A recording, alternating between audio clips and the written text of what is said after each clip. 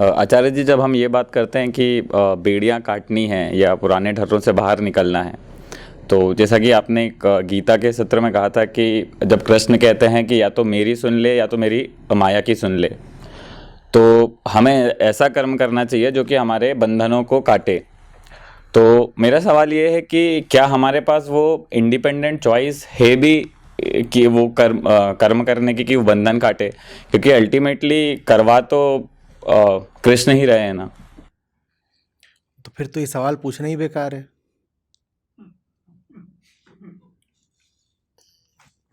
क्यों पूछ रहे हो अगर तुम्हारे पास चॉइस ही नहीं है तो? जिसके पास चॉइस ना हो वो कौन हुआ? वो ये हुआ, ये मैंने उठाया तो उठ गया, मैंने गिराया। इसके पास अपनी कोई चॉइस, कोई सत्ता, कोई विकल्प, कोई एजेंसी नहीं है। ये सवाल पूछे तो मैं जवाब दूं? तो मैं क्यों जवाब दूं? कहीं ऐसा तो नहीं कि विकल्प है, पर विकल्प का खतरा ना उठाना पड़े, इसलिए हम ऐसा स्वांग करना चाहते हैं कि मैं क्या करूं, मेरे पास तो चॉइस है ही नहीं। वही, मैं क्या करती देवदास, मैं मजबूर थी, मेरे पास क्या नहीं थी? चॉइस नहीं थी देवदास। काय पारो बन रहे हो? आचार्य जी, जैसा मेरा इस सत्र तक आना या जो भी मैं कर्म कर रहा हूँ, तो मतलब मैं ये पूछना चाहता कि मेरे मतलब ऐसा कोई करवा रहा है या मतलब ये मेरी... कोई नहीं करवा रहा। ये बात एकदम दिमाग से निकाल दो कि तुमसे ये बात परमात्मा करवा रहे हैं, कृष्ण करवा रहे हैं। अकर्ता है, अकर्ता अकर्ता अकर्ता। जो कुछ हो रहा है तुम कर रहे हो। ये प्रपंच है सारा, माया का पसार, और इसके सूत्रधार तुम मात्र हो, कोई और नहीं। अच्छा कर रहे हो, तुम कर रहे हो। किसके लिए अच्छा कर रहे हो? बुरा कर रहे हो, तुम कर रहे हो। किसके लिए बुरा कर रहे हो? सत्य में तो तुम हो ही नहीं, तो किसके लिए अच्छा, किसके लिए बुरा करोगे पागल? सत्य में तो कौन है? सत्य भर है, किसी दूसरे की सत्ता ही नहीं। पर तुम्हारे लिए तुम्हारी सत्ता है ना। तो तुम जब बोलते हो मैं थोड़ी कर रहा हूं, मुझसे वो करवा रहे हैं, तो बात वहीं पे गलत हो जाती है। तुमसे वो क्यों करवाएगा? उसके लिए तो तुम, उसके लिए तो तुम हो ही नहीं। तुम किसके लिए हो? फॉर हुम डू यू एग्जिस्ट? सत्य अद्वैत है, उसके अलावा कोई दूसरा नहीं। तुम प्रार्थना किससे कर रहे हो? कोई है नहीं, कोई नहीं है। इसीलिए जब प्रार्थना की जाती है, तो बार बार समझाता हूं उपनिषद समागम में, सारी प्रार्थनाएं स्वयं से ही की जाती हैं। सत्य के लिए, सत्य के अतिरिक्त दूसरा कोई नहीं है। उसकी कोई रुचि नहीं है बाबा तुम्हारे इन झमेलों में पड़ने की, कि नई नौकरी लगवा दे, पुराना ब्रेकअप करवा दे, और बोलो भगवान ने करा दिया, हे ईश्वर तूने क्या कर दिया। वो क्या करता है? वो क्या करता है? वो कुछ नहीं करता, कुछ नहीं करता, कुछ नहीं करता, कुछ नहीं करता। उसने अपनी माया छोड़ रखी है। और ये भी क्यों कहते हैं उसने छोड़ रखी है? ताकि हमें पता हो कि माया के पार जाया जा सकता है, ताकि हमें पता हो कि माया से ऊपर भी कुछ है। वरना हम डर जाते, परेशान हो जाते कि माया इतनी बड़ी है भाई, माया से जीतेंगे कैसे। तो फिर हम क्या बोल देते हैं? मायापति हैं वो। कृष्ण बोल देते हैं मेरी माया है, मम माया। तुम्हें हौसला रहे कि माया का भी कोई बाप है, डर नहीं जाओ। लेकिन ये जो तुम्हारे लगातार दिन भर के ये छोटे मोटे सब लफड़े झपड़े हैं, इसमें परमात्मा, सत्य, कृष्ण, इनको बीच में काहे को ला रहे हो? अपनी करतूत अपनी करनी, फिर बोलते हो अरे हे भगवान तूने क्या किया, उसने वो क्यों। मैं तो ऐसे भगवान का चरित्र सोचता हूं, कई बार बड़ी हंसी आती है, जो वो सब कुछ लगने में करने में उत्सुक होगा जो तुम उससे करवाते रहते हो। बात बात में ओ माई गॉड, ओ माई गॉड, प्रेगा न्यूज, ओ माई गॉड। उसको क्या मतलब है तुम्हारे इन हरकतों से? चाय गिरा दी, ओ माई गॉड, मोच आ गई, हे भगवान।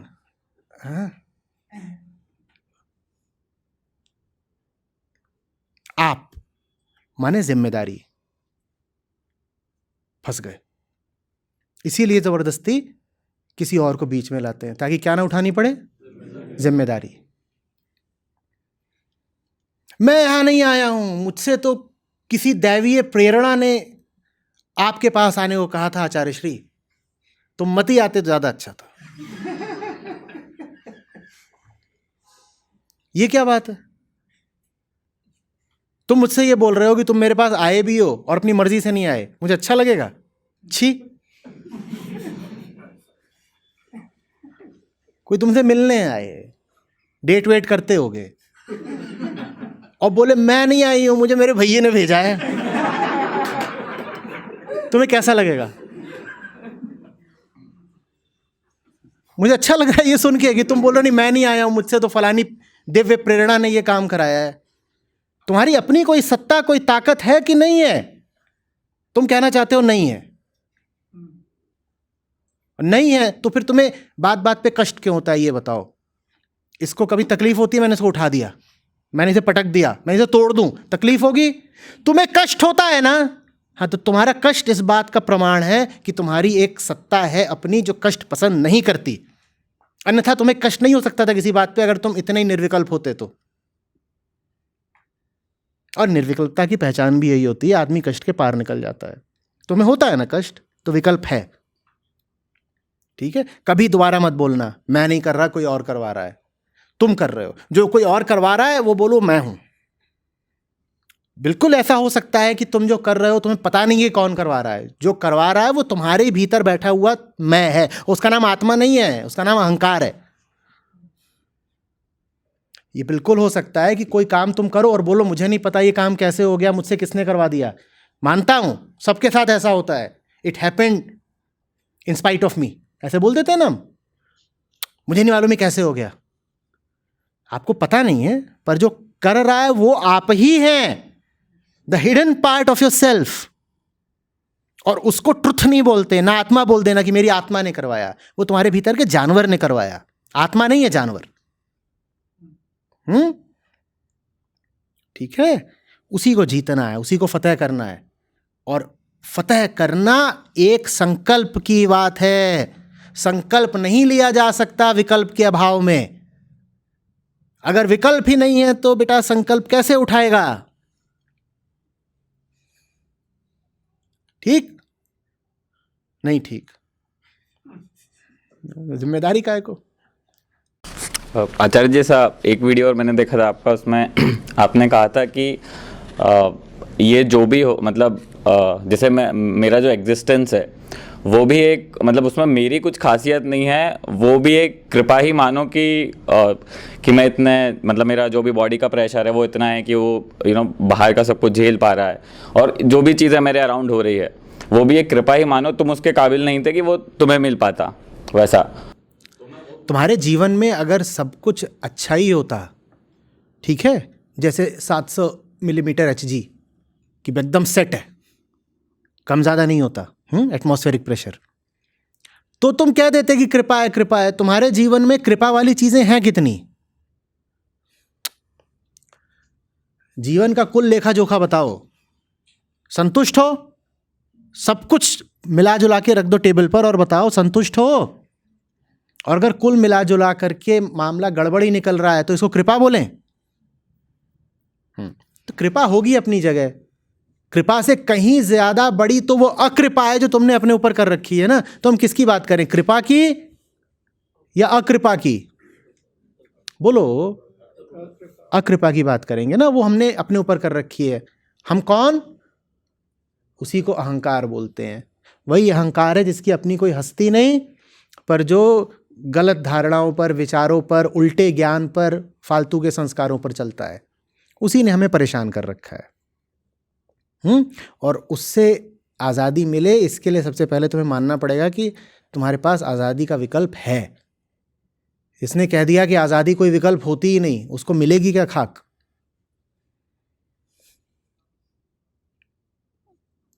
ठीक है? हार से भी बदतर स्थिति होती है जब तुम कह देते हो कि जीत का अब विकल्प ही नहीं रहा। 100 बार हार लो, लेकिन ऐसा मत कह देना कभी कि जीत कोई विकल्प ही नहीं है।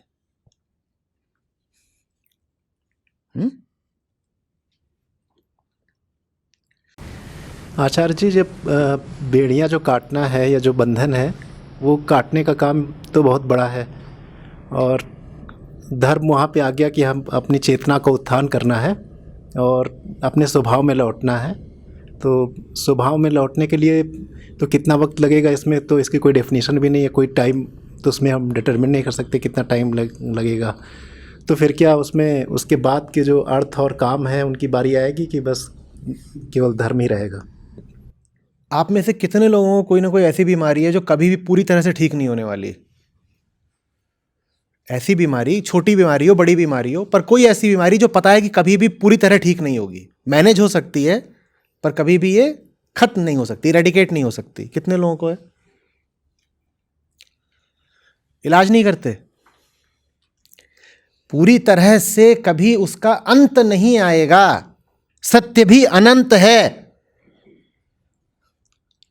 तो कुछ करोगे नहीं कि ये पूरी तरह तो कभी होना नहीं है, तो कुछ करें ही क्यों? करते हो और जान लगा के करते हो, जितना संभव है उतना सब कुछ करते हो। तुम्हारी बेड़ियां भी वैसे ही हैं, हमें नहीं पता उनसे पूर्ण मुक्ति मिल सकती है कि नहीं। वो भी समझ लो जैसे डायबिटीज की तरह है कि हो गई तो हो गई, पता नहीं कभी इससे पूर्ण मुक्ति मिल सकती है कि नहीं। तो क्या हो गया? रोज रोज उससे लड़ना है, जितना हो सके उसको दबा के रखना है या उसे छा जाने देना है अपने ऊपर। बोलो, तो वैसी सी बात है। ये कोई तर्क नहीं है कि बेड़ियां काटने का काम तो बहुत बड़ा है। निसंदेह बहुत बड़ा है, बहुत बड़ा नहीं, मैं मानने को तैयार हूं कि अनंत भी है। यह भी हो सकता है कि आपकी आखिरी सांस तक पूरा ना हो। यह भी हो सकता है कि इतिहास में आज तक किसी की भी आखिरी सांस तक वो काम पूरा ना हुआ हो, तो भी वो काम करना है। वही काम बस करने लायक है, बाकी सब तो ऐसे ही है, अंडबंड। उसको आप फालतू ही बोलते हैं कि काम कर रहा हूं, वो काम थोड़ी ही है, वो तो नौटंकी। सुबह कार्ड स्वाइप करके सिस्टम में लॉगिन कर लिया, ये काम थोड़ी शुरू किया है। काम तो एक ही होता है। और ये मैं कोई मुहावरे के तौर पे मैं रिटोरिकली नहीं बोल रहा हूं, ये सच्चाई है। काम जिंदगी में बस एक होता है। ये जो शरीर में, मन में बेवकूफियां और गंदगियां पड़ी हुई हैं, इनकी सफाई, इसके अलावा कोई काम नहीं होता। हम जिसको काम, वर्क, ऑक्यूपेशन, धंधा, पेशा, व्यवसाय, ये तो असली काम न करने का बहाना है। असली काम न करना पड़े तो हमने अपने दिन को भर लिया है किसी झूठे नकली काम से। ऑफिस जा रहे हैं